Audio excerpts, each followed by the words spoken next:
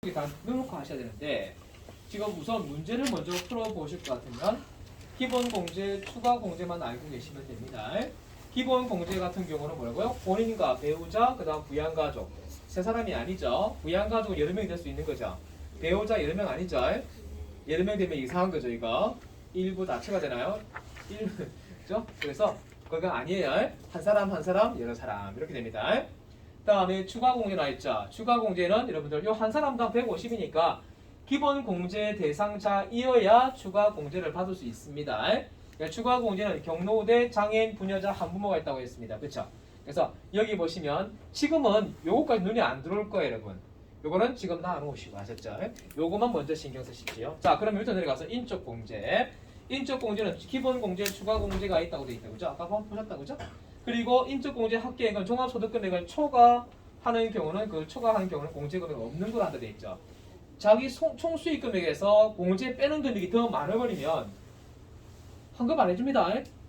내 소득이 3천만 원이에요. 3천만 원인데 요 공제를 다 빼고 나니까 오히려 100만 원이 마이너스가 돼요. 그러면 뭐라고 한다고요? 공제는 없는 것으로 한다. 그 이야기고요. 이런 경우는 없겠죠, 거의. 자, 내려가셔서 기본 공제로 내려갑니다. 자, 기본 공제는 한 사람당 얼마나 되어 있고요? 한 사람당 150만 원 공제 다 해주는 거 아니죠?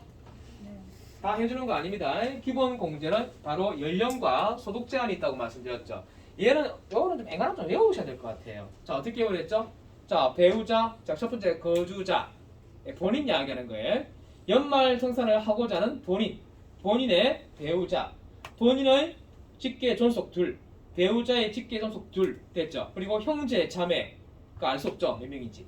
그 다음에 본인과 배우자 사이에 태어난 직계 비속, 그 직계 비속에 또 입양자가 있을 수도 있고요. 또는 뭐 위탁 아동이 있을 수가 있어요. 됐죠. 그리고 그 외에 별도로 뭐가 껴든다. 기초생활 수급자가 들어갑니다. 아시죠? 그러니까 국민기초생활보장법에 의한 수급자. 이 사람 우리 집에 뭐 한다고요? 얹혀 살 수도 있겠죠. 그냥 주소지만 옮겨놓는 경우도 있다 이 말이에요. 오갈 데가 없다 보니까. 이해가셨습니까? 이렇게 올릴 수가 있습니다. 이때 직계 존속은 60세 이상 그리고 100만 원 이하. 이 100만 원 이하의 개념을 이해 잘 하셔야 돼요. 됐습니까? 자, 이걸 다시 한번 정리하고 가도록 할게요.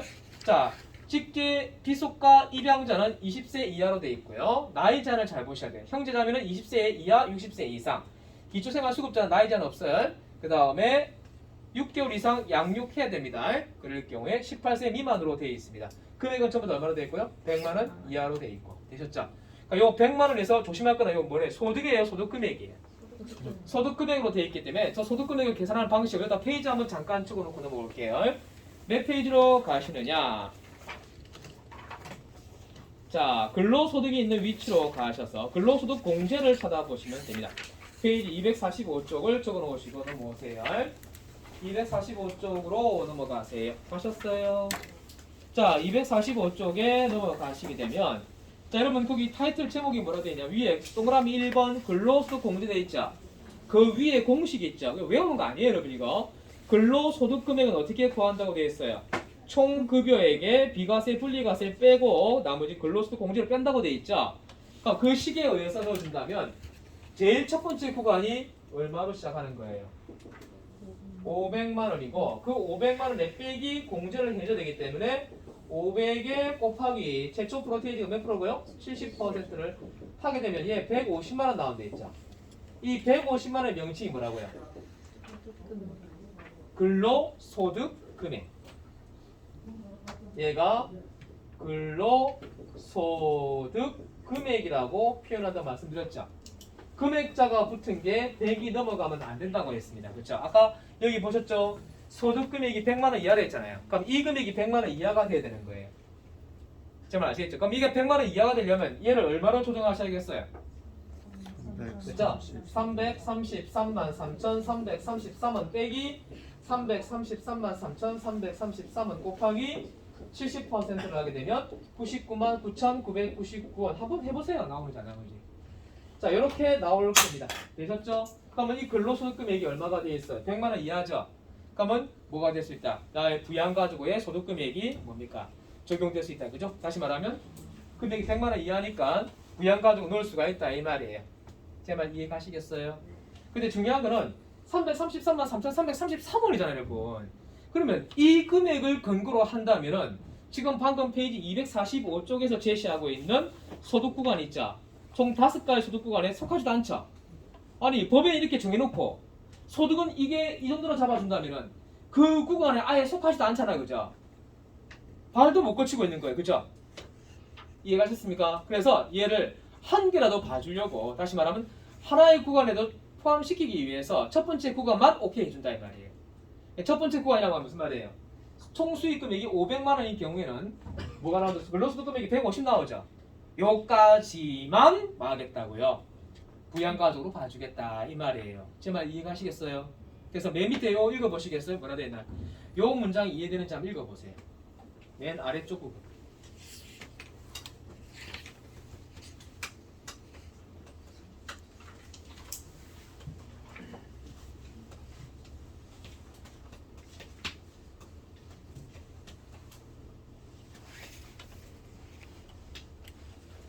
공제 대상자의 소득 금액이 100만을 초과하더라도 총급여 비과세 제외 500만 원 이하의 근로소득자만 있는 경우 돼 있죠. 근로소득만 있는 경우 거기에 소득 금액을 요건을 충족한 것으로 본다고 돼 있죠. 그러니까 500만 원 이하란 말 아니에요. 500만 원 이하는 곧 다시 말하면 소득 금액은 150 이하란 소리겠죠. 아셨죠? 요 구간에 속할 경우에도 뭐 해주겠다고요? 부양가족으로 인정해주겠다 이 말이에요. 사실은 안 되는 거죠 이거. 사실은 부양가족이 못 되는 거죠. 금액이 100 넘어갔잖아요, 그죠? 100 넘어갔으면 안 되는 거지만 구색을 맞추려고 본다니까 어디까지 봐주겠다. 500까지는 첫 번째 구간까지는 해주겠다 이 말이죠. 아셨죠? 원래는 되는 거야, 안 되는 거. 됐습니다. 그게 바로 근로소득 공제와 관련된 이야기였습니다. 요거 조심하셔야 돼요. 아셨죠? 그럼 여기는 나이 계산, 그 다음에 소득금액 계산을 잘 보세요. 아셨죠? 자, 넘어갈게요. 자, 넘어가셔서 첫 번째 1A 갑니다. 소득금액은 소득세법상 종합소득금액, 대기소득금액, 양도소득금액을 합계액으로 비과세와 분리과세를 포함하지 않는다고 돼 있죠. 자, 전부 다 동그라미 치세요. 뭐에 동그라미 쳐버릴까요? 종합소득금액의 동그라미, 대지소득금액의 동그라미, 양도소득금액의 동그라미 탔습니까? 이 금액자가 얼마가 넘어가면 안 된다고요? 100만 원 넘어가면 안 되는 거예요. 아셨죠? 그러면 이거 다 합쳐서 얼마가 되는 거예요? 100이 되겠죠? 종합소득금액도 100 되겠죠? 그래서 금액자 붙은 게 100이 넘어가면 안 됩니다. 단 조건이 있습니다. 분리과세 소득을 계산해야 됩니다. 그걸 좀 이따 설명드릴게요. 자, 그 다음에 생계를 같이 하는 부양가족이란 돼 있죠. 생계를 같이 하는 부양가족이란 주민등록표, 동거가족으로 해당 거주자 주소 또는 거수를 현실적으로 생계를 같이 하는 사람을 말한다고 돼 있죠. 그죠? 먹고 자고 화장실 같이 쓰는 사람들. 그죠? 같이 살면 화장실 같이 쓰잖아요, 여러분. 옛날 사람들은 지금 이해 못할 거예요. 왜 화장실이 집안에 있어? 옛날엔 화장실이 집안에 없었죠? 저 멀리 떨어져 있어요. 냄새 나니까. 푸세식이니까. 맞죠? 여러분 아직 푸세식을 경험 못 해보셨죠? 그죠? 저는 푸세식을 경험하고 살았기 때문에 옛날에 휴지가 없었어요. 전부 다 신문지 뜯다가 이래가지고 썼기 때문에 아주 뭡니까? 그리고 화장실 이제 그 위생차가 와가지고 퍼가잖아, 그죠? 퍼가면 그날은 화장실 못 들어가. 왜 못 들어갈까요? 밑에 줄렁줄렁 한단 말이에요. 그게 덩어리 하나 뻥 떨어지면 진짜 좀 물이 텅 튄다, 그렇죠? 그런 경우 없죠, 여러분들, 그죠? 저는 그런 경우 있어요. 그래서 지나가는 관객이 저희 집에 와서 화장실 좀 쓰겠습니다 라는데 그 아저씨가 좀 술이 취했어요. 그래서 화장실 쓰라고 보내줬더니 이 사람이 술이 취해가지고 그 빠져버렸네. 높이가 이만해요. 근데 이게 공간이 좁으니까 다리 하나만 푹 빠진 거예요. 온 마당을 그냥 막 덩치를 하고 내려오고 그런 경우도 있고. 옛날은 그랬어요, 그죠? 지금은 그런 경우 없죠. 화장실 안에 있잖아요, 그죠? 자, 여하튼간에 시스템 처리했습니다. 자, B 같은 경우는 아시겠죠? 부양가족 생계를 같이 한다는 뜻이고요. 그 다음에 요 네모 박스를 자세히 보셔야 돼요. 직계 존속과 배우자, 직계 비속 입양자, 거주의 형편에 따라 별거하고 있는 경우에도 생계를 같이 하는 부양가족을 본다. 이게 무슨 말일까요? 아버지, 어머니를 만약에 제가 부산에 사는데 양산에 사신다. 그러면 떨어져 살잖아요. 하더라도 나의 부양가족으로 놓을 수가 있다는 뜻이에요. 아셨죠? 그리고 뭐 아파서 또는 뭡니까? 병원에 치료받으러 가잖아요. 자, 여러분들 부산에서 치료받아도 될 일을 왜 서울까지 올라가서 치료를 받을까요?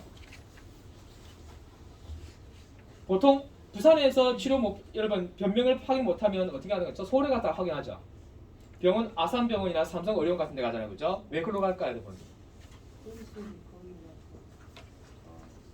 그 차이가 있습니다. 삼성의료원과 그 다음에 그 현대 아산병원 같은 경우는요 능력제예요. 그래서 의사들이 계속 항문을 닦아야 되고요, 의술을 익혀야 돼요. 그러니까 굉장히 뭡니까? 뭐 의술이 높겠죠. 그러나 지방에 있는 의사들은요 고만고만하게 배워가지고 대충 진료본다 이 말이에요. 그러다 보니까 특별한 뭐 변명 같은 거 나오면 잘 못 찾는다는 거죠. 그리고 잘 수리도 못하고 수리가 아니고 치료죠. 치료도 못한다 이 말이죠. 저 같은 경우도 그런 게 있어요. 어떤 경우냐니까 저희 고종 사촌이죠. 머리가 아파서 병원에 갔어요. 뭐 강안동에 있는 모 병원에 갔는데 의사가 처방을 어떻게 해주고 머리가 아프신가요? 그러면 두통약 처방해 줬다는 거죠. 그 다음날 가서 또 가서 며칠 지나가다 또 머리가 아파요 하니까 스트레스가 많이 쌓이시는군요. 또 뭐를 처방해 준다고요? 두통약 처방해 주는 거죠. 3번, 4번, 5번을 가도 말한다는 거죠. 두통약 처방. 그리고 어느 순간에 몇 개월이 지난 후에 출장 가가지고 뇌가 터져버렸어요. 그러니까 지금은 해골 바가지 빼놓고요. 푹 들어가 있는 상태고 반신 마비가 된 상태예요. 그 의사가 빨리 알려줬으면 큰 병원 가라고 했으면 뭐 했을까요? 그런 일이 없었겠죠, 그죠? 그러니까 그게 자기 인생이 참 꼬이는 거죠. 그러다 보니까 부인하고 이혼하게 되고 성격이 개팍해진단 말이에요. 그러니까 배우자가 옆에서 케어해주고 싶다가도 뭡니까? 더 이상 케어 못하겠죠. 너무 성질이 개팍해지기 시작하니까. 남자는 아프면 개팍해져요. 그래가지고 이혼해버리고 그런 경우가 생기는 경우가 있더라고요. 근데 그 의사가 그냥 큰 병원 한 번만 가라 했어도, 그죠? 그럼 MRI 한 번 찍어보든지 해도 충분히 발견할 수 있는 사실인데, 그죠? 그러니까 지방에서 발견을 못하는 변명은 다 어디 가면 발견할 수 있다. 서울에 가면 다 발견할 수 있는. 그래서 사람들이 다 서울로 가잖아요. 어쩔 수 없이. 그러니까 지방에 있는 의사들이 좀 뭐랄까요? 의술이 좀 많이 자기가 공부를 해가지고 좀 더 아시겠죠? 괜찮은 것이 되겠어요. 서울 갈 필요 없잖아요, 그죠? 그러니까 부산에 지방에서 못 고치는 병은 전부 서울 올라가는 이유 아시겠죠, 그죠? 그럴 수밖에 없는 상황이죠. 얼마인지 이해가시죠, 그죠? 자, 그래서 여기 보시면은 주거의 형평상 결과하는 경우는 아시겠죠? 생계를 같이 하는 가족을 봅니다. 아파서 서울에 잠시 한 달 동안 병원에 입원한다 생각해 볼게요. 그것도 마찬가지. 잠시 아파서 간 것밖에 없잖아요, 여러분. 그럼 주거의 형평상 떨어져 있기 때문에 갔다 된다 이 말이에요. 자, 여기 한번 볼까요? 거주자 또는 동거가족, 배우자, 직계비속, 입양자를 제외하고 취약, 질병 나와있죠? 근무상의 또는 사업상의 형편에 따라 본래의 주소는 것을 일시 퇴가한 경우도 뭐로 본다고요? 생계를 같이 하는 부양가족으로 본다. 되셨나요?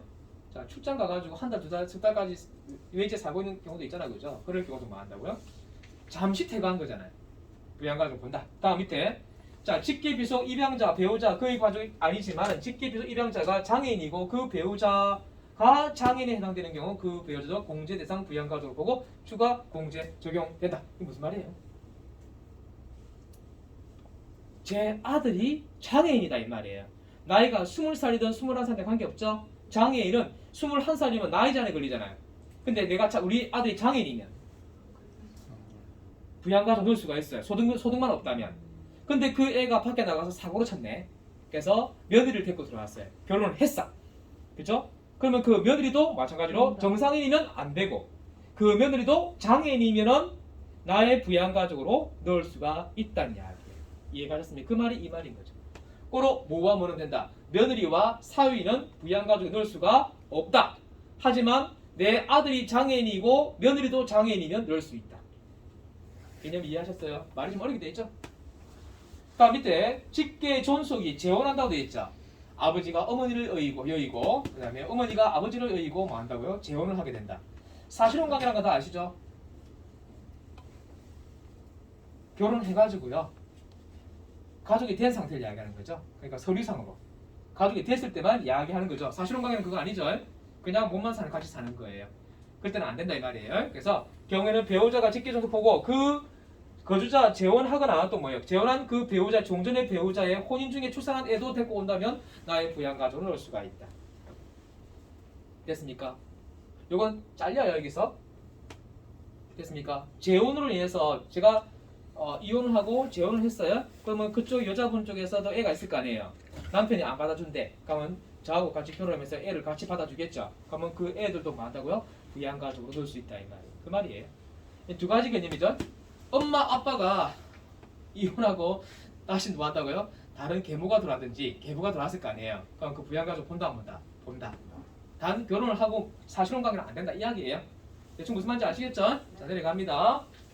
자, 다음 추가 공제 쪽으로 가셔서 보시게 되면 추가 공제는 몇 가지가 있다고요? 네 가지. 외우셔야 돼요, 이거는. 첫 번째 추가 공제 뭐가 있고요? 경로우대 얼마까지고요? 그보다 더 중요한 게 얼마죠? 70세 이상이 되어야만이 경로우대를 받을 수 있다. 그쵸? 그리고 금액은 얼마예요? 100만 원 공제해 준다. 다음에 장애인 같은 경우는 여러분들 기본 공제도 장애인이 있었죠. 근데 기본 공제는 장애인이 드러나지 않습니다. 집안에 장애인이 없으면 표시가 안 나요. 근데 집안에 장애인이 있으면 표시가 나죠. 그 말은 나이 잔에 걸린 아들이 있다. 21살이다. 그러면 직계 비속으로 넣을 수가 없잖아요. 근데 얘가 장애인이 막 넣을 수 있다고 내가 말씀드렸죠.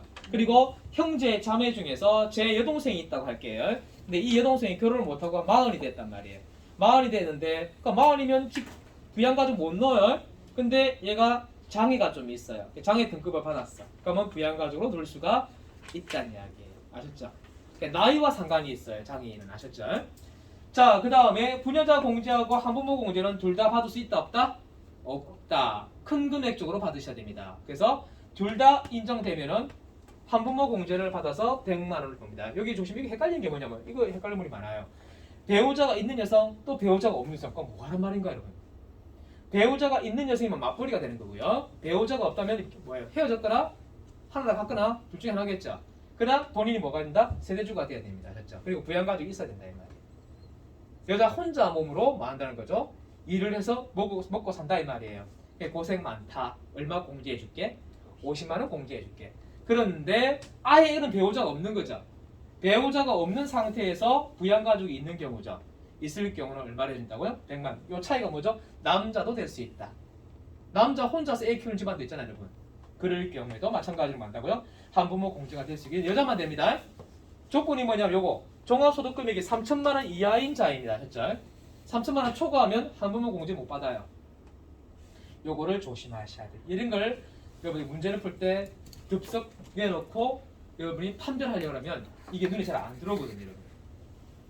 나중에 문제 풀다 보면 제가 설명 다시 다 드릴게요. 자, 네 가지 보셨어요? 100, 200, 50, 100이에요. 자, 부양가족 범위의 판정 기준도 있습니다. 그죠? 부양가족 범위의 판정 기준. 쉽게 이야기하면 이런 얘기예요. 해당 우리 지금 2021년도잖아, 그죠? 그럼 여러분 출생연도를 빼시면 돼. 그러면 서류상으로 자기 나이가 되는 거예요. 아셨죠? 여러분 출생연도가 1980년생이다. 그러면 지금 2022년이잖아요, 그죠? 그거 빼면 나이 나오잖아요. 그 나이를 서류상에 제시하시면 돼요. 아셨죠? 그래서 여기 보시면 자, 이런 말이 있어요. 자, 종료일 전에 사망한 경우라 돼 있죠. 그럴 때는 사망일 전일 기준에 돼 있죠. 그 말씀 뭐냐면 제가 1월 2일 날 돌아가셨어요. 그럼 전날 기준이니까 매일 며칠이에요? 1월 1일이죠. 그럼 그 해연도 하루도 있죠. 그러면 돌아가셨지만은 내 부양가족으로 넣어서 할 수 있다는 거죠. 연마정산을 할 수가 있다는 이야기예요. 그러니까 1월 1일 돌아가셨으면은 전날 기준이니까 내년 1월 12월 31일이죠. 그러면 안 된다. 치유됐단 말은 무슨 말일까요? 치유. 암에 걸렸다가 완치가 됐어요. 그래서 의사가 아이고 암 완치하셨습니다. 그러면 치유됐다고 의사가 판정했죠. 그러니까 그 전날 기준을 가시죠. 요것도 아셨죠? 자, 그렇게 생각하시면 되고요. 그 다음에 부양가족 공제들은 자녀 세액 공제를 적용함으로써 해당 과세 기간 중에 해당 나이에 해당 날에 있는 경우는 공제 대상이 된다. 이 말은 무슨 말이에요? 단 하루라도 있으면 공제받을 수 있다. 이 말이에요. 아셨죠? 단 하루만이라도 걸쳐 있으면 된다. 돌아가시더라도 단 하루만에 돌아가셨더라도 1월 2일 날 돌아가시면 1월 1일이잖아요. 그죠? 단 하루밖에 없죠?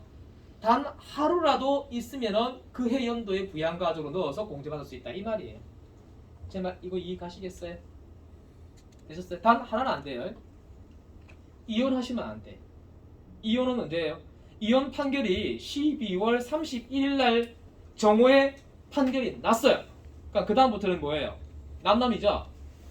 그죠? 그러면 12시간 남아있다 하더라도 나머지는 전부 다 부양가족 넣을 수가 없어요.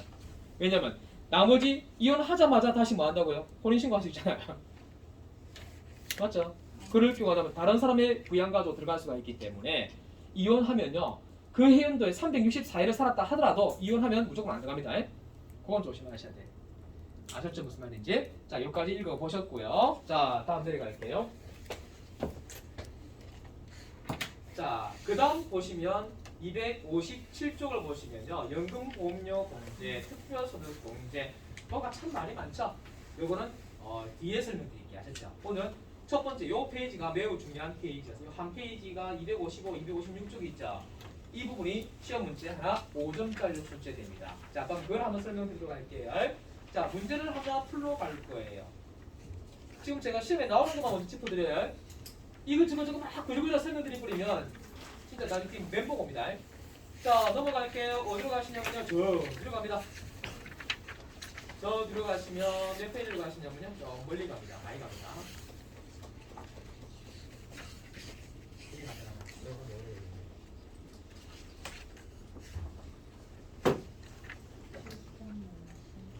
페이지는 410쪽으로 가실게요.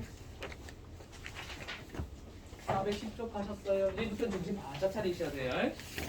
근데 여러분, 연마정사는 누구나 다 입력할 수 있어요. 근데 내가 입력한 게 답이 아니라서 그렇지. 이걸 조심하셔야 돼요. 넣기는 다 넣을 수 있어. 근데 그걸 선별을 못하니까 답이 맞는지 틀린지를 모른다는 거예요. 손을 못 대진 않아요. 손 댈 수 있어요. 자, 그러면 스킬을 뭐 한다고요? 좀 익혀야 되겠죠? 자, 보세요. 여기서 첫 번째 시험에는 요 안에서 나와요. 요거 빼고. 하나, 둘, 셋, 네 개. 요 네 개 중에서 세 개 나와요. 얘는 100%. 요거는 100%. 아셨죠? 얘는 선택적. 그러니까 거의 다 나온다 생각하시면 돼요. 표시할 것도 없어요, 여러분. 오늘은 첫 번째 사원 등록 들어가시겠습니다. 사원 등록 들어가고 급여자 입력까지 가면 참 좋겠는데 시간상으로 좀 그렇네요. 내일은 아마 제가 풀로 다 할 수도 있어요. 4시간 통원해가지고 빨리 끝낼 뻔야 되니까. 자, 첫 번째 사원 등록 가실게요. 사원 등록은 어떻게 하느냐? 자, 밑으로 내려갈게요. 핵심만 설명드리고 넘어갈게요. 사원 등록 밑에 그림, 캡처된 그림 보이시죠, 여러분? 이 캡처된 그림을 보시게 되면은요. 자, 이 안에 한번 보시게 되면 제일 중요한 건 딴 거 보지 마시고요. 제일 핵심적인 내용은 요거 7번과 10번을 봅니다. 보셨나요? 7번과 10번 보셨어요? 7번은 국유의 근로 제공이 있고 10번은 생산직 여부라 돼 있죠, 여러분. 여기에 대한 설명을 잠시 해드릴 테니까 요거만 좀 판별을 잘 하시면 돼요. 자, 그러면 교재를 한번 볼게요. 요 교재 뒤에 보시게 되면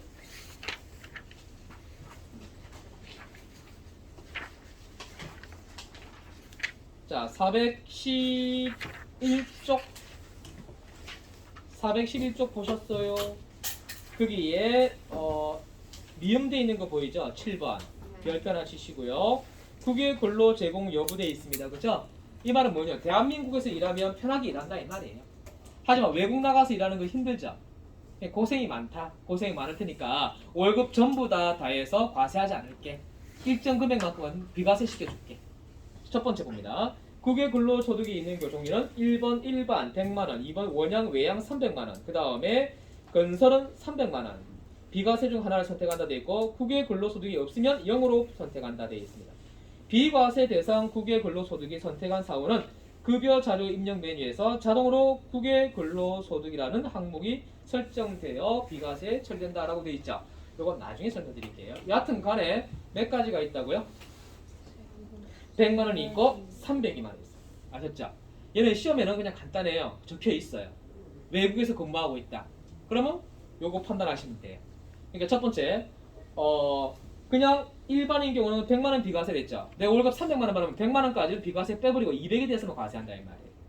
그 다음에 배 타거나 또는 뭐예요? 건설 여러분들 저 옛날에 우리 사우디에서 일을 많이 했죠. 인건비가 비싸다 보니까. 그렇죠? 지금 생각해보니까 그렇다 하더라고요. 우리 영화에 보시면 영화 제목이 뭐였죠? 또 기억이 안 나네. 부산시장 깡통시장 나왔잖아요.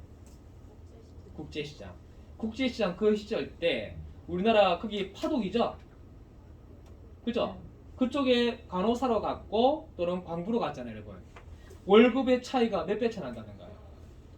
그때 당시 파독 가가지고 간호사로 일하는 그 보수 있죠, 월급.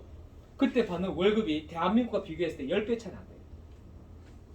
10배. 그럼 거기서 100만 원 받으면 우리나라에서 얼마 받다고요?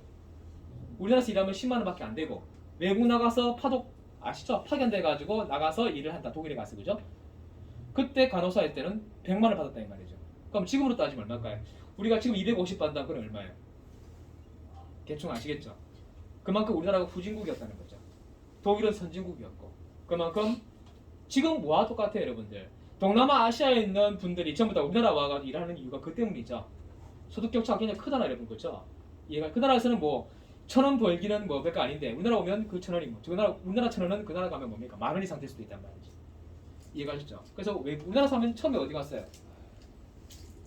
외국 많이 나갔잖아요. 근데 요즘 잘 안 나가잖아요. 왜냐하면 수준이 높아졌으니까. 그죠? 그리고 옛날에 여러분들 일본인들이 30년 전인가 봐요.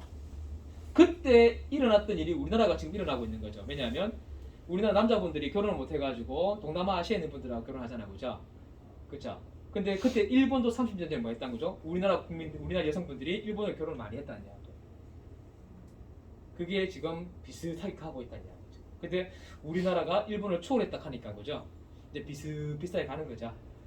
그죠? 일본은 아직까지 뭘 한다니까 우리는 사인하고 끝나잖아요. 일본은 아직까지 뭐를 추구한답니까? 도장 찍는 걸 좋아하잖아요. 도장을 잘 찍는다 하더라고요. 근데 그게 좀 그렇죠. 요새는 전부 다 전자문서로 다 쓰잖아요. 그죠?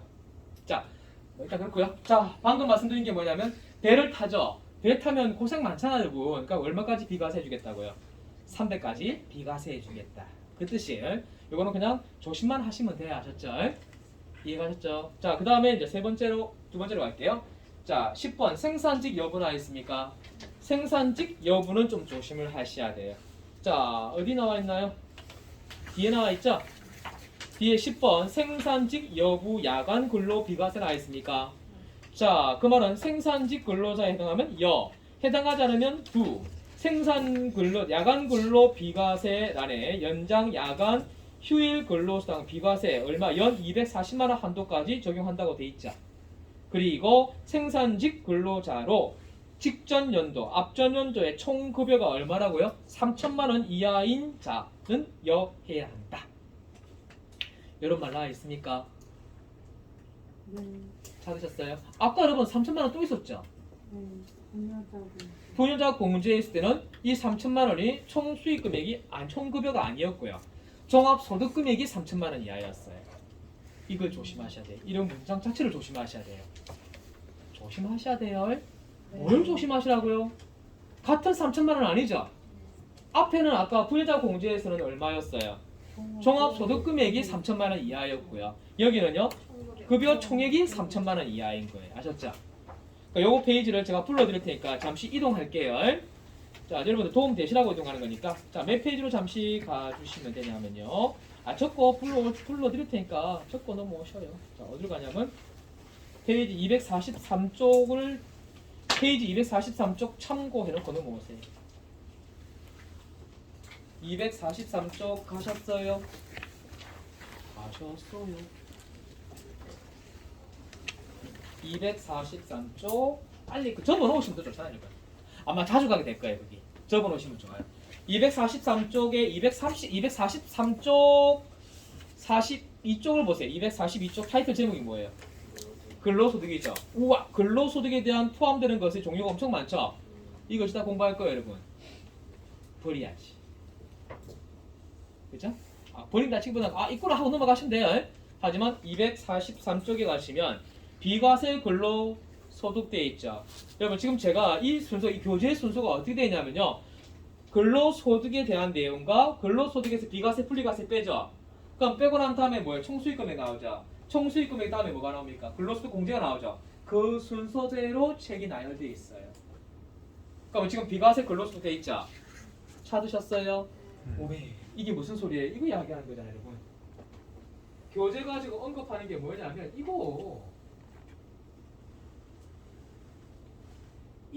이 순서대로 돼 있단 말이에요. 교재가 지금 뭐 나왔었습니까? 아까 근로소득에 지금 요거 근로소득의 종류가 나왔었죠. 근로소득에 포함되는 것 해가지고 242쪽에 나와 있잖아요, 여러분. 그럼 그 다음에 뭐가 나올까요? 다음 단락은 근로 비과세 소득과 분리과세 소득이 나와 있겠죠. 그래서 그 다음 보니까 2번에 비과세 소득이라 돼 있잖아요. 큰 타이틀부터 여러분 대학교에 다니실 때 처음에 공부할 때 이 책이 두껍잖아요. 이거 어떻게 공부한다던가요? 큰 단원부터 먼저 체크하고 그 다음에 세부 단원 체크한 다음에 그 내용을 파악해 나가야 되잖아요. 전문서적 공부할 때는 그렇죠? 마찬가지예요. 순서대로 가는 거 아시겠죠? 그럼 지금 우리는 뭘 배우고 있다고요? 비과세 소득을 배우게 됩니다. 아셨죠? 요거는 여러분들 시험에 잘 안 나오고요. 제일 중요한 게 근로소득이에요. 근로소득이 바로 뭐냐면 방금 이야기 근로소득에 포함하는 거, 근로소득에 포함하지 않는 거로 구분되어 있잖아요. 242, 243쪽 위쪽까지 그래 돼 있죠? 일단 너무 양이 많아서 그냥 패스하고 넘어가고요. 근로소득의 비과세 소득은 첫 번째 한번 볼까요? 뭐 있나요? 실비 변상적 급여라 돼 있죠. 일단 이거 나중에 다시 올 거니까 지금은 뭐만 보시냐면 지금은 제가 뭘 보다가 왔어요? 생산직 근로자가 받는 연장 야간 휴일 근로수당에 대해서 배우셨잖아요. 그죠? 그러니까 볼게요. 직전 연도 총 급여가 얼마나 됐고요? 3천만 원 이하로서 월정 급여, 월 정액 급여가 얼마라고요? 210만 원 이하. 이거는 여러분 계산은 밑에 공식 나와 있죠. 아래 그 공식을 여러분들이 할 필요 없어요. 프로그램이 다 알아서 해주는 거니까 여러분 신경 안 쓰셔도 되니까 공식은 무시해도 됩니다. 그냥 210만 기억하시기 바랍니다. 아셨죠? 생산직 근로자가 받는 연장 야간 휴일 근로수당으로 다음과 같은 경우에 다음의 금액에 이내에서 수당을 비과세한다. 월 정액 급여가 210만 원 초과하는 단원 받는 연장 야간 휴일 근로수당은 비과세하지 않는다 되어 있습니다. 그렇죠? 그다음 얼마 한도까지로 되어 있어요? 기업과 니은에 보시면 240만 원 이내 한도로 되어 있죠. 그러니까 기업할 때 240만 원 한도 내에서 비과세한다. 뭐 이렇게 생각하시면 되겠죠? 이해 가셨어요? 예. 그리고 방금 또 하나 더 보신 것 중에서 244쪽에 가시면 여기 보시면 기타의 비과세 나 있죠. 기타의 비과세 안에 니은에 보시면 무슨 말 나와있어요? 국외 또는 북한에서 근로 제공한다 되어 있습니다. 그렇죠? 이제 우리 북한에 못 가죠? 그죠? 앞전 정부가 뭐였습니까? 다 철수했잖아요. 그죠?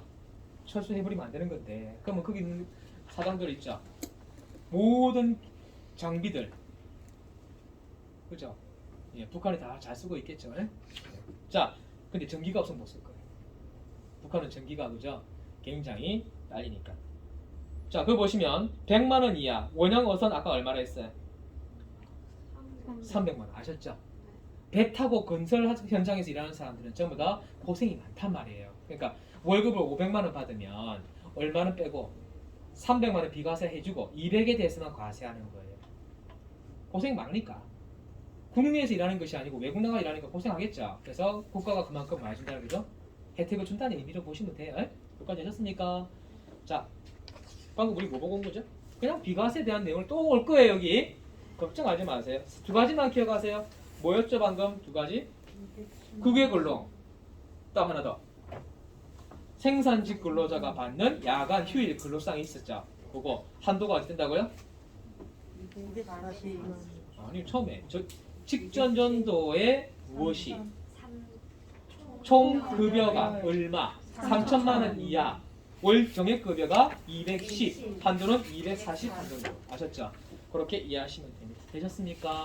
네. 자 그리고 이제 그만 기억하시면 돼요. 그 다음 어디로 가시냐면요 다 띄워놓고 414쪽만 있죠. 414쪽 가셨어요. 여러분 지금 제가 막 메뚜기 좀 띄고 있죠. 근데 가는 데만 계속 뛸 거예요. 걱정하지 마세요. 그러니까 와 너무 많이 뛰는 데라면 머리 아프잖아요 공부할 때. 근데 이제 문제를 딱 풀어보면 알아요. 문제를 풀면 맨날 그 자리만 가요. 그 자리만. 그것만 공부하시면 돼요. 지금은 막 산만해 보이죠. 막 이리 갔다 저리 갔다 하니까 이거 왜 이래? 왜 수업 왜 이렇게 해? 하겠죠. 근데 지금은 그냥 구경시켜 드리려고 간 거예요. 이런 게 있습니다. 문제부터가 시작입니다. 자 보세요. 414쪽 보셨어요? 어마무시하게 중요한 게 밑에 체크 포인트 보이시나요? 체크 포인트 밑에 두 번째 거 체크 포인트 있죠. 이게 어마무시하게 중요한 거예요. 어마무시하게 중요해요. 별 한 3개 잡아놓고 계시면 돼요. 자 어떻게 할까요? 좀 이따 문제 풀면서 설명드릴게요. 되셨습니까? 자 그 다음에 옆으로 넘어가서 415쪽에서 415쪽 우리 한 거 같죠? 했어. 풀었어요. 앞에서 설명드리고 왔죠. 네. 한 번 더 설명드리는 부분이에요. 그 중에서 조심할 거는 자녀 세액 공제는 하나 있습니까? 그걸 조심하셔야 돼요. 이거는 안 했잖아요, 여러분. 그리고 출산 입양 안 했잖아요. 요것만 별 2개 하나씩만 붙여놓을게요. 위에 거는 했잖아요, 여러분. 근데 아래 거는 안 했잖아요. 그죠? 추가 공제가 있고 또 별도로 자녀 세액 공제가 있고 또 뭐가 있어요? 출산 입양이라는 게 있다 이 말이에요. 요거는 결혼한 지 얼마 안 되신 분한테는 아주 유리하겠지요? 알아두셔야 되겠죠? 그러니까 뭐 결혼 안 하신 분한테는 필요 없는 말, 결혼하신 분한테는 매우 필요한 말. 자, 한번 볼까요? 자녀 세액 공제, 기본 공제 대상 자녀, 입양자, 위탁 아동을 포함한다고 돼 있죠. 그러니까 사람들이 많다는 거죠. 입양을 하려고 하는 사람들 많단 말이에요. 자녀가 둘밖에 없으면. 왜 한 명 더 입양하려고 할까요? 뭐 그냥 애들이 좋아서 입양하는 경우도 있겠지만 좀 긍정적으로 봐야 되겠죠.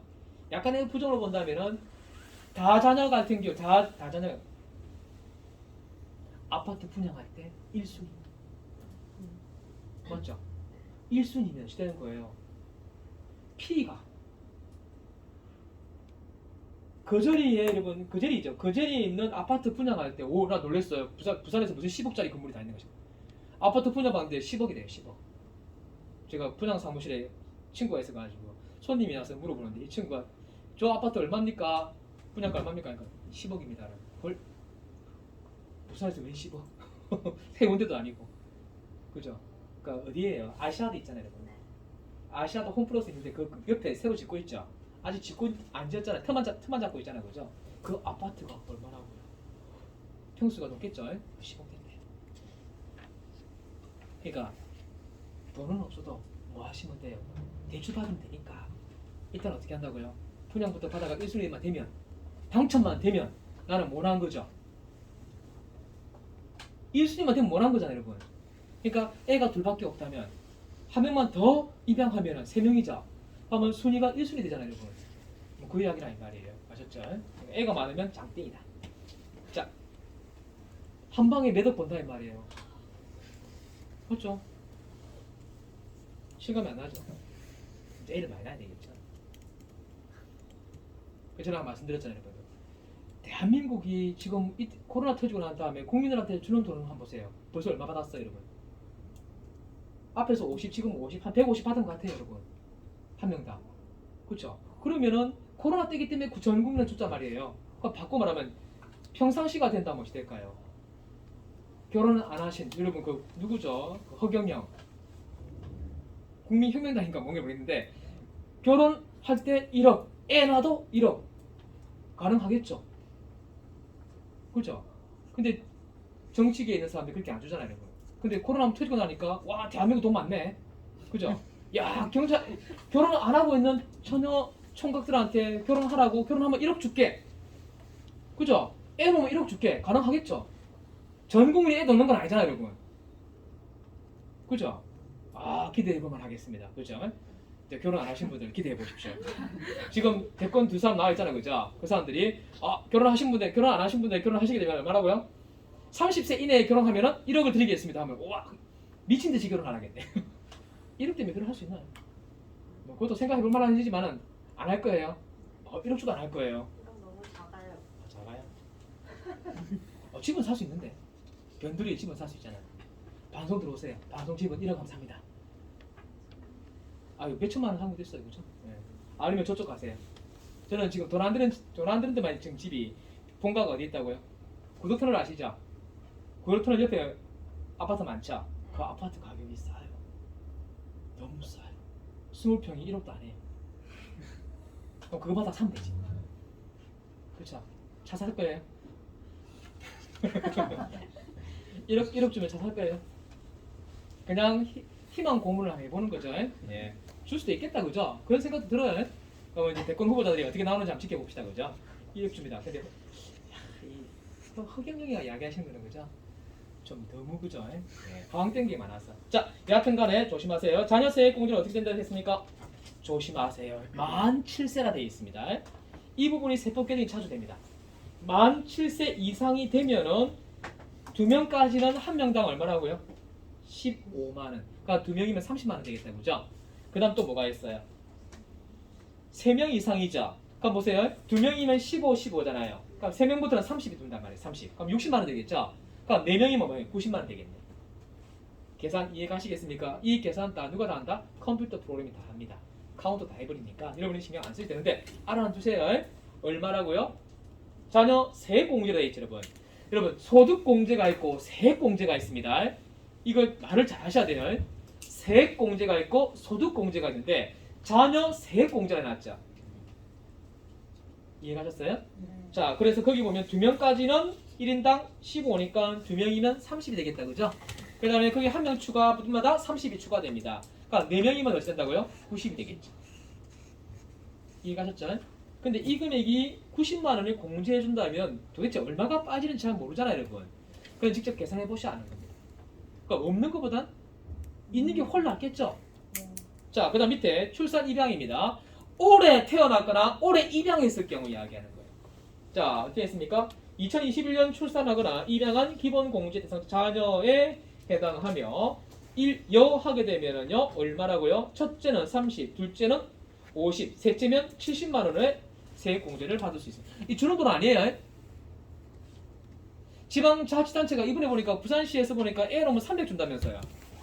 500 준다는 거예요? 아침에 뉴스 나왔는데 준대요. 300이나 500인가? 자기가 준대요. 1억 줘야지. 줄 수 있겠죠? 부산시에서 태어난 인구 몇 명 된다고? 많아야 10,000명도 안 되잖아요, 여러분. 10,000명이 1억 곱하면요. 정부 예산 받아오면 되지. 맞죠? 그러면 국민들 애 놓으려고 할까요? 또 아니에요. 왜 그래요? 낳아야지. 그죠? 근데 뭐 요새 나이 드신 분들은 뭐 못 낳아서 그런지 모르겠지만 그냥 둘만 사겠다네. 그죠? 예. 둘만 사면 좋은 점이 있어요. 애한테 갈 돈 둘이가 다 쓰잖아요. 억수로 배가 나와요. 배가 나오는 이유 아시죠? 먹을 거 다 먹고 놀러 거 다 놀러 가니까. 그죠? 그렇다는 이야기예요. 자, 애가 있으면 배가 꺼져요. 그죠? 먹을 거 다 누구한테 가야 되는 거예요? 애한테 다 가야 되니까. 옷도 입을 수 있어요, 없어요? 없어요. 옷도 항상 어찌 되는 거예요? 맨날 입던 거 교복 입고 다니는 거예요. 양복도 한 벌로 입고 다니는 거예요. 맞죠? 동복, 하복 딱 2개밖에 없어. 그 일명 교복을 하잖아요. 그러니까 남자는 그 남편 같은 경우는 그래 살아요, 그죠? 옷 사 입을 이유가 없잖아요, 여러분들. 그러니까 또 결혼하신 여자분들도 옷 사 입을 겨를이 있어 없어요? 거의 없죠. 몸빼 바지 입고 다니고 면티 찡 늘어진 거 입고 다니고, 그죠? 근데 뭐 없어요. 저도 그래서 그것 때문에 결혼하기 전에 내가 결혼을 하게 되면 마누라한테 절대로 몸빼 바지는 안 입힐 거다. 뭔 말인지 아시겠죠? 그리고 마누라한테 꼭 마사지는 해주겠다. 그 두 개를 마음속에 다지고 있었어요. 그래서 뭐 우연찮게 결혼했어요. 지키려 노력했어요. 그래서 몸빼 바지 안 입힐 때만 본인이 있네. 본인이 쳐다 있더라고요. 아, 저건 아닌데. 그죠? 잠깐 제거. 자, 그래서 배가 많이 나와서 청바지 못 입어요. 자, 갑니다. 그 두 가지 되셨습니까? 오케이, 끝났습니다. 자, 추가 상으로 보시게 되면은요, 거기에 뭐 프로테이지가 나와 있는 거 보이시죠? 이거는 굳이 그렇게 신경 쓸 필요는 없으세요. 아셨죠? 이거는 근로자의 신청에 따라서 적용하는 거기 때문에 시험에는 해당 사항은 없으세요. 자, 방금 읽어보셨어요? 자, 그래서 다음 시간에 4교시죠? 4교시 때 416쪽 이제 본격적으로 실제 시험 문제를 한번 해볼게요. 자, 잠깐 쉬었다 가겠습니다.